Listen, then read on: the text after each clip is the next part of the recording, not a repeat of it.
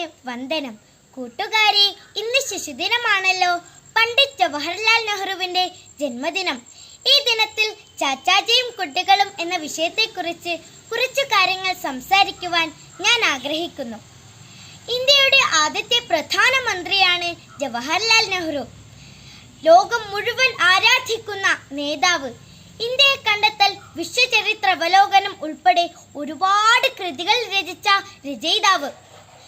ഐക്യരാഷ്ട്രസഭയിലും ചേരിചേരാ കൂട്ടായ്മയിലുമൊക്കെ മുഴങ്ങി കേൾക്കാൻ കാരണമായ മികച്ച പ്രാസംഗികൻ.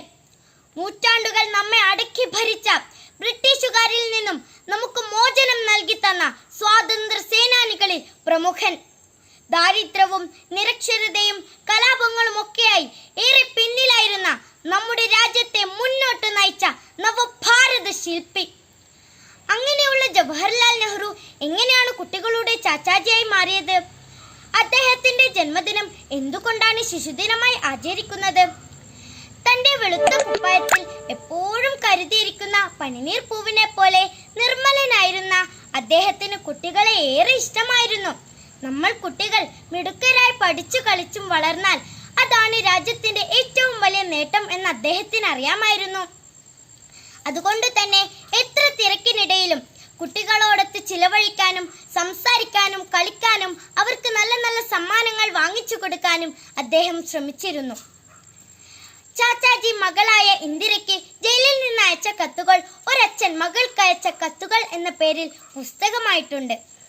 ആ കത്തുകളിൽ നമ്മുടെ രാജ്യത്തിന്റെ ചരിത്രവും സംസ്കാരവും പ്രകൃതിയും മൃഗങ്ങളും പക്ഷിയും ഒക്കെ വിഷയമായിട്ടുണ്ട്.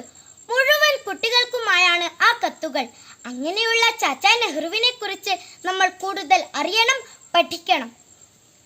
നിങ്ങൾ ഒരു വർഷത്തെയാണ് മുന്നിൽ കാണുന്നതെങ്കിൽ കൃഷി ചെയ്യുക. 10 വർഷത്തെയാണ് നിങ്ങൾ മുന്നിൽ കാണുന്നതെങ്കിൽ വൃക്ഷം നടുക. ഇനി 1 നൂറ്റാണ്ടുകളെയാണ് നിങ്ങൾ മുന്നിൽ കാണുന്നതെങ്കിൽ നിങ്ങളുടെ കുട്ടികൾക്ക് വിദ്യാഭ്യാസവും സ്നേഹവും കൊടുത്ത് അവരെ നന്നായി വളർത്തുക. നെഹ്റുവിന്റെ വാക്കുകളാണിത്. ഇന്ന് ലോകത്ത് ഒരുപാട് കുട്ടികൾക്ക് വിദ്യാഭ്യാസം നിഷേധിക്കപ്പെടുന്നുണ്ട്.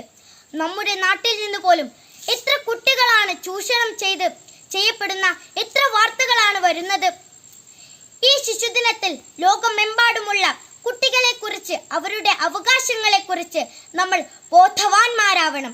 ചാച്ചാജി ആഗ്രഹിച്ചതുപോലെ നന്മ സ്വീകരിക്കാനും തിന്മ ചൂണ്ടിക്കാണിക്കുവാനും നമുക്കാവണം. ആ മഹത് വ്യക്തിയെ ഒന്നുകൂടി ഓർത്തുകൊണ്ട് ഞാൻ നിർത്തുന്നു. നന്ദി.